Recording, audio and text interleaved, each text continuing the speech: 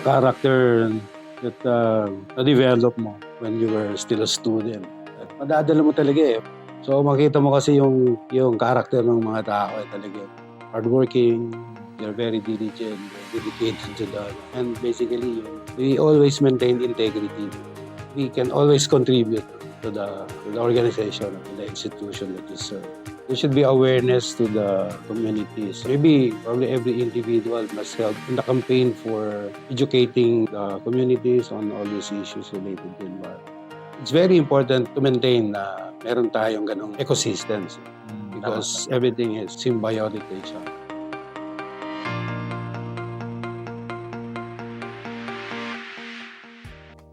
Welcome, fellow Mapuans. Welcome to another episode of the 100 Mapuan Stories, inspiring your success with one Mapuan at a time. Today, we'll embrace and be one with nature with our distinguished guest, Asek Gilbert Gonzalez. Kumusta po kayo, Asek? Well, I'm good. All right. So first, thank you for having us here today. For alam ko napaka-busy po ninyo because he's the Asek Corporation dito sa DNR. Asek, please tell us more about yourself po. I'm Gilbert Gonzalez. I finished Bachelor of Science in Civil Engineering in 1982 and also Bachelor of Science in Environmental and Sanitary Engineering in 1983. So currently, I'm the Assistant Secretary for Field Operations covering Luzon and Visayas, and come from Bicol region and the province of Albay. Alright, so Asek, diretso na tayo sa first question natin. So memory lane, can you please share with us, Asek, yung parang memorable na experience nyo sa Mapua when you were still a student, no? Na tingin nyo, kumbaga naka-apekto dun sa or nagkaroon ng positive effect dun sa inyong professional career? Well, actually, baka I was just influenced by my father, who's also a civil engineer. And he also graduated in Mapua.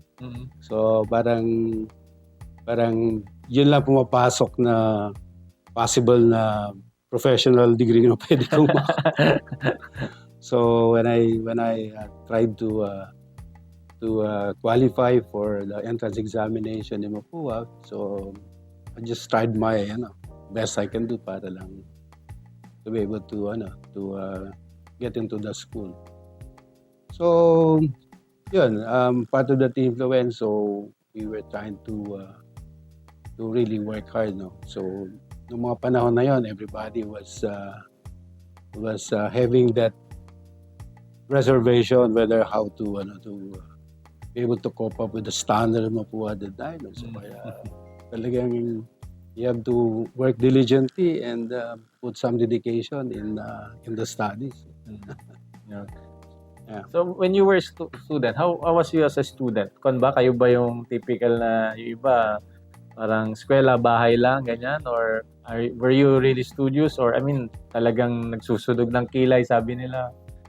Well, hindi naman ako masyadong studious, pero I try to be ready when it comes to may exam, the examinations. May cramming na rin ba nun? Oo, kasi lalo na when I first, on the first semester pa lang, medyo black section kami nun. Coming from public school, parang you are not that so confident and competent to deal with the higher standards of. Yung math ba, is it favorite subject ganun or ayun lang, parang math lang yung dala kong baon pagpasok.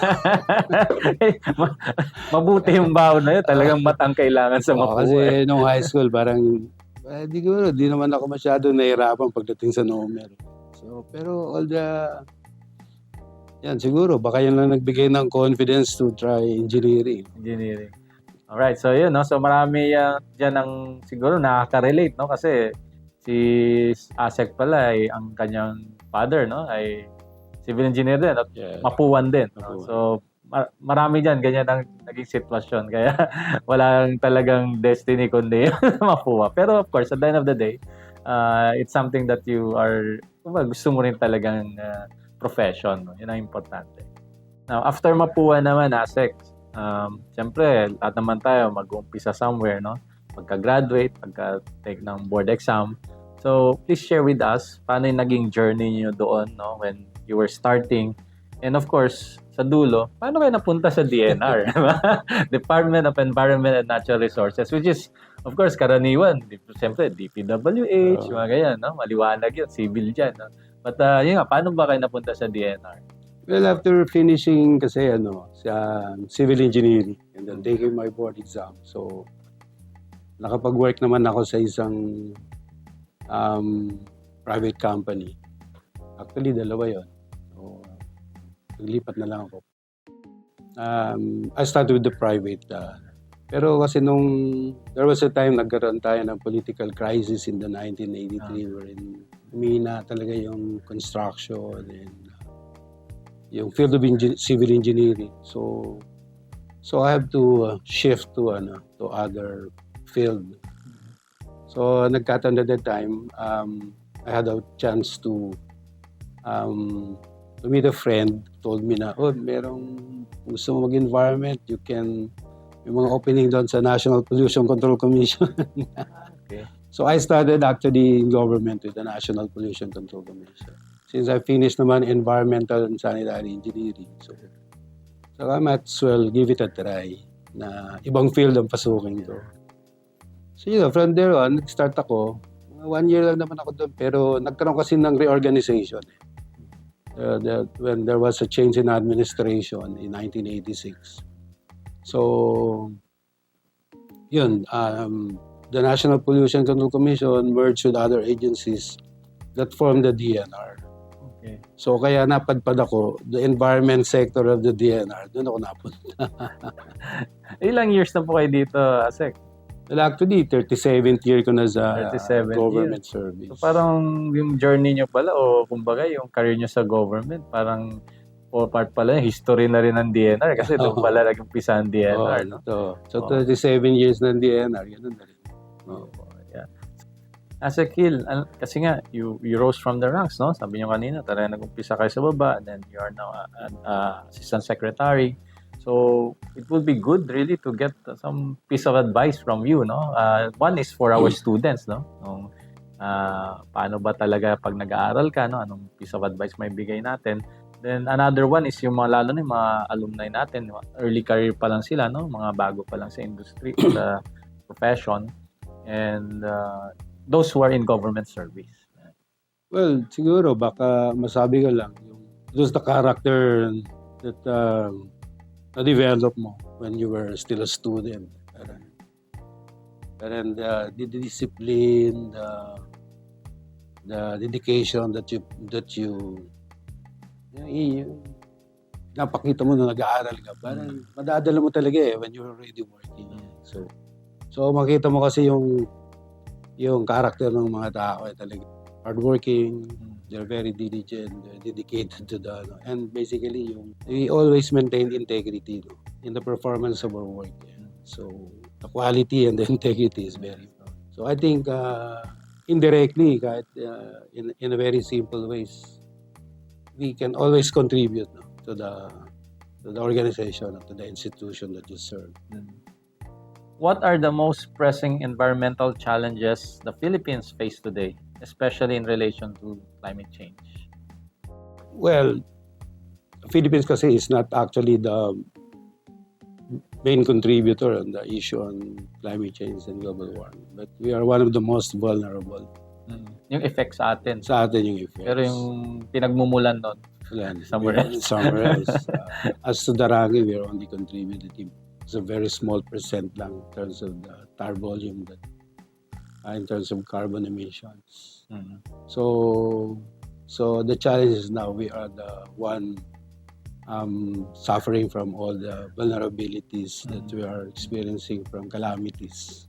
Okay. So kaya nga we have laws related to disaster response, mga ganun. So we have a lot of programs that now deals with calamities, on climate change, but it's because we just want to be responsive on some incidents. Right. So those are the challenges that we are now. we're not the main contributor, but we need to we have to do some preparations and investments into Because this of the particular- impact. because of the impact.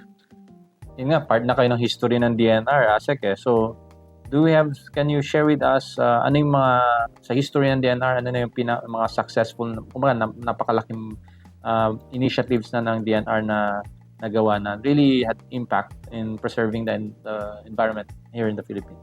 Well, siguro I can say the Boracay rehabilitation is one. Boracay. Oh, kasi collectively, we're able to address yung mga issues that actually is causing the degradation of the entire Boracay. So, what was done by the previous administration is something that has to be given recognition.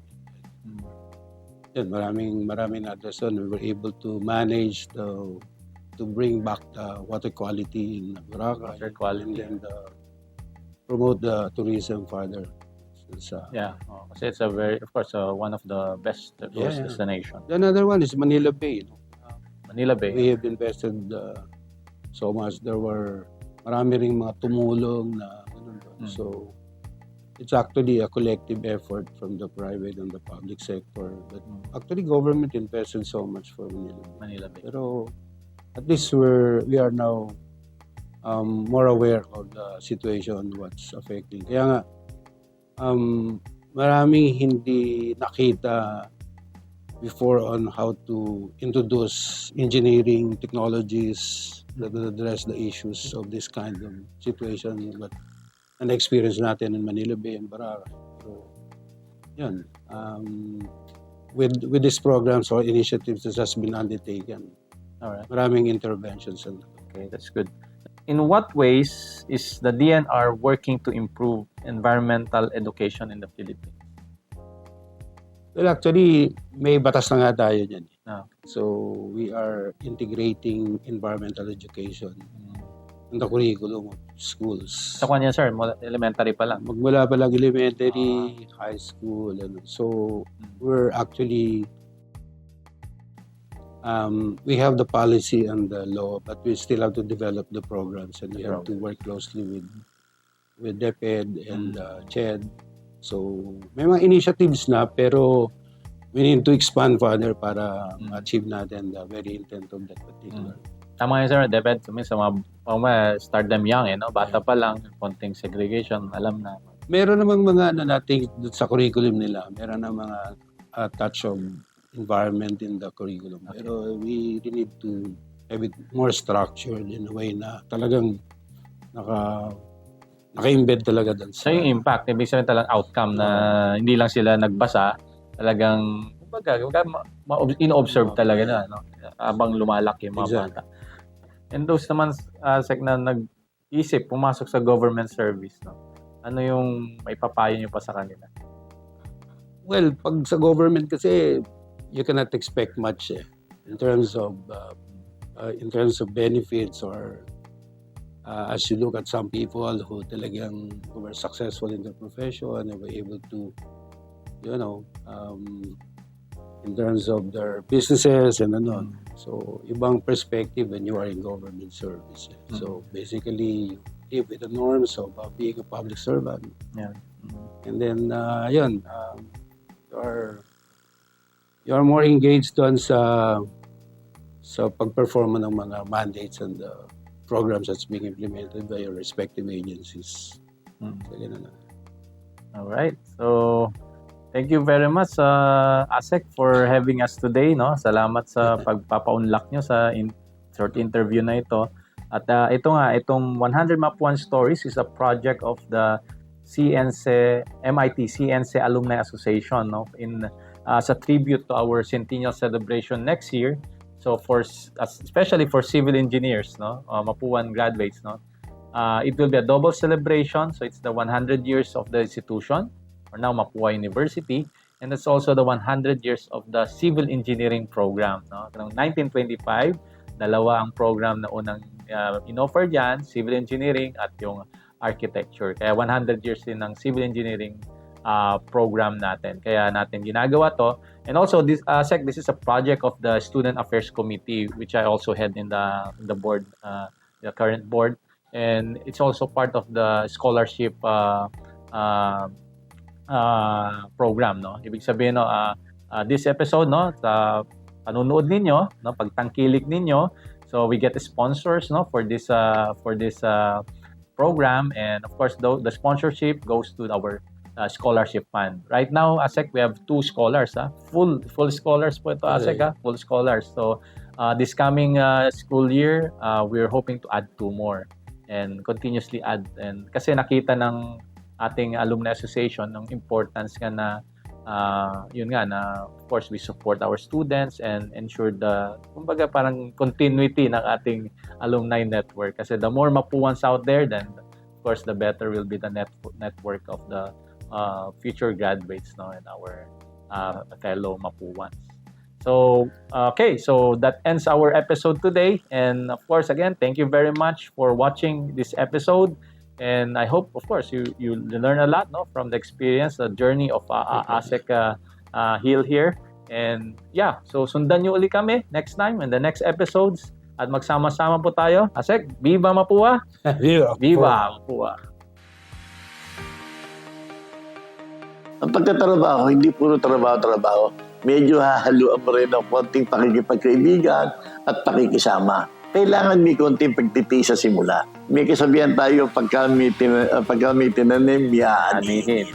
Kaya nga sabi ko, kung magtatrabaho, talagang kailangan bukal sa loob mo, tapos talagang yung seryoso ka sa iyong gagawin. Huwag na muna masyadong tingnan ang iyong sweldo. Kasi pagka kayo naghanap, lipat ka ng lipat, para ba nagsisimula ka lang palagi? Hindi ako naghahangad ng malaking kita. Ini-enjoy ko na lang sarili ko na makita ko yung pinagawa ko.